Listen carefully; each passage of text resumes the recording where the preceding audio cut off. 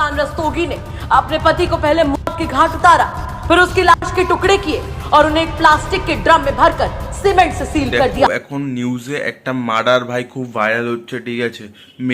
মেরঠে একটা ভদ্রলোকের বউ এবং বউয়ের বয়ফ্রেন্ড দুজন মিলে একসাথে সেই ভদ্রলোককে মেরে ফেলেছে এবং ভদ্রলোকটা প্রেম করে বিয়ে করবে বলে নিজের মা বাবা, নিজের সম্পত্তি, নিজের সব কিছু ছেড়ে চলে এসছে এবং একটা ভাড়ার বাড়িতে থাকতো।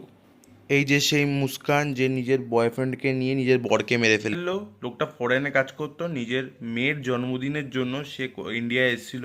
এর বাবাকে মেরে ফেলার পর মুস্কান কি করছিল? अब प्रेमी साहिल के साथ जमकर होली भी खेली थी।